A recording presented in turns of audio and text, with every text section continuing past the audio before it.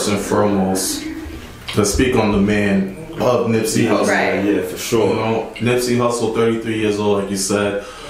He really had his claim to fame this past year in 2018. You know, this is a guy who's been rapping for 13 plus years, been grinding, and he finally, with his last album, Victory Lap, really put himself out there as like one of the supreme, Grammy nominated album, one of the supreme West Coast rappers in the game, and he like let's not take out rap in itself, what the man stood for and giving back into his community and really helping his people out and being someone who spoke on just positivity, like Mac Miller, someone who we lost in the hip hop community past year. He's another dude that you never heard a bad thing about Nipsey. Right. You never heard anything bad about Nipsey. He was a man who just always spreaded positive vibes and always was looking out for his community. So the man Nipsey Hussle himself, man, rest in peace to his prayers out to his family, you know, his wife to be, his kids. It's really tough time right now for the community. I agree. Yeah, this whole time, you know, as the days have gone on, I just can't stop thinking about Lauren London and his kids. Like, she lost her man, her husband, her boyfriend, whatever the case may be. Kids lost their father, you know. People lost a friend, a brother. He meant a lot to a lot of people. I mean, that's just the family aspect of it, and a lot of stuff you touched on, Marv, you know, and even stuff that I didn't fully know about myself, because, you know, I've heard of Nipsey Hussle, but I was never huge on him. But, you know, as this event happened, you know, you read up, you get more informed about who he was and what he stood for. And I never realized how much he was doing, you know, for the community. I recently watched a news clip that, you know, was done on him, a segment that was done on him, I think in the Los Angeles area.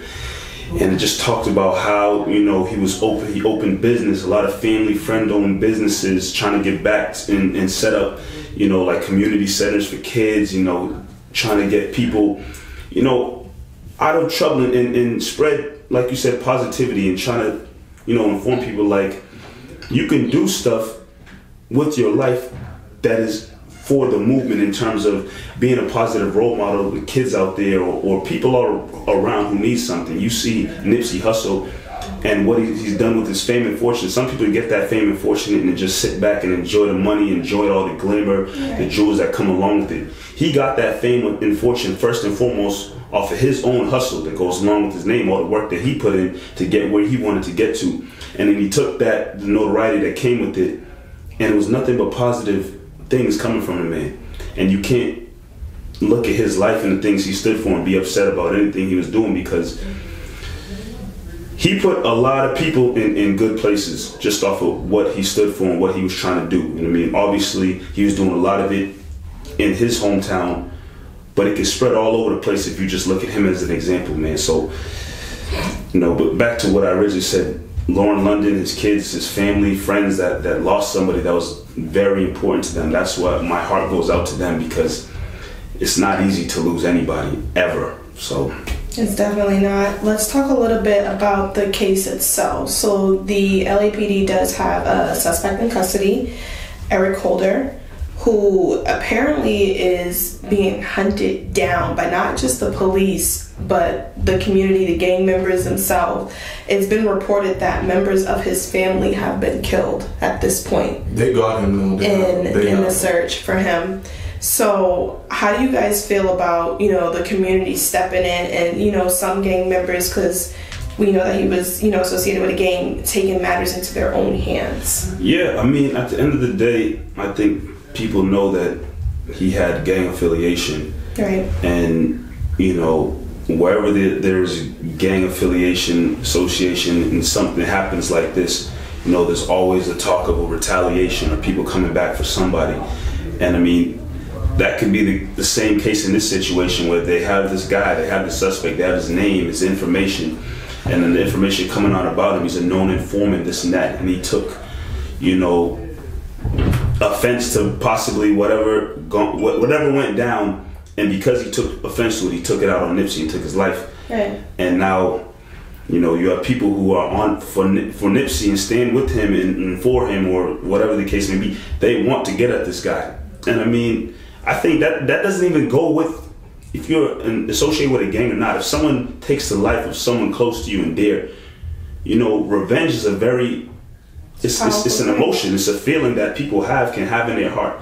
So, you know, with you saying all of that, it doesn't surprise me. I don't think it's a shock to most people that, you know, people from the streets are upset and they're probably because if you ask anyone, when you go out to LA or Cali, like, Nipsey is viewed as like almost just a higher up figure. Like, he's praised, you know, and the people love him. They love what he does for the community. So a little bit of what apparently happened on that day. So I guess Eric Holder had came into Nipsey's clothing store, the Marathon Clothing, and I guess was talking to Nipsey, and Nipsey, knowing that he was, you know, an informant, didn't want him in the store, and at first had asked him to leave respectively, and then things turned into like a tense exchange. So he left and then later came back, and that's when the incident happened. So how do you guys feel about just people taking something that could be so little and then blowing it up to the point where a man has to lose his life over it? I'm telling you guys, this hasn't been sitting well with me for the past 2-3 nights that this has happened. Like, I'm sick. Nipsey's a guy, he beat the odds. Right. He beat all the odds in the world to get to where he's at. He's finally made it at the age of 33. He's finally made it to where, you know, like you said, he's revered. He gives back to the community. Everyone knows who he is after fighting for what he's done. And then in an instant, just one instant, everything gets taken away. His life gets taken away because of an exchange that he had with someone who was supposed to be part of his gang. And it makes you question, it makes me question, you know, our mortality. Because this is a guy who's looked up to. This is a man who's done so much for his community. You know, we haven't done half the things Nipsey has done for his community. And at any second, boom, your life can be taken away.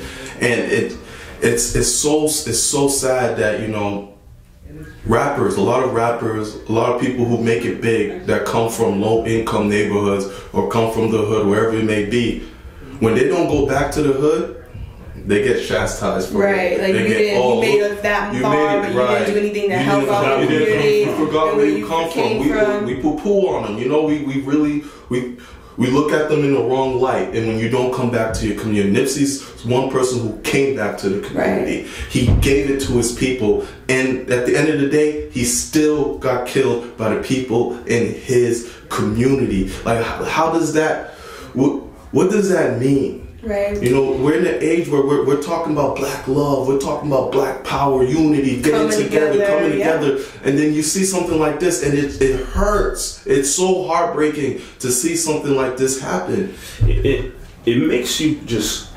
question, in a sense, how much hate can be in one's heart to want to resort to this type of violence, like. And not just because Nipsey's a celebrity, well-known, you know, public figure, but just in general, you know, how much hate can be in your heart that you decide that I'm so upset at you that the best way I feel I can handle these emotions is let me take your life away from you.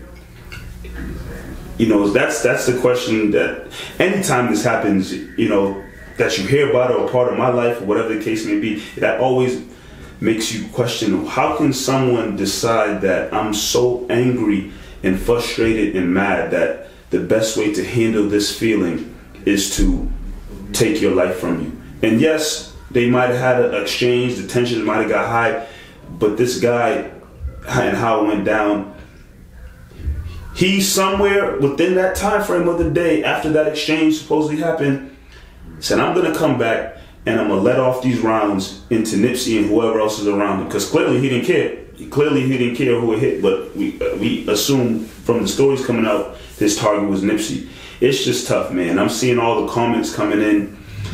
You know, one guy is saying it's an evil world we live in, and that evil just kind of stems off what I'm talking about, the hate that people can have in their hearts sometimes to just resort to just taking one's life from him. It's a lot of stuff going on.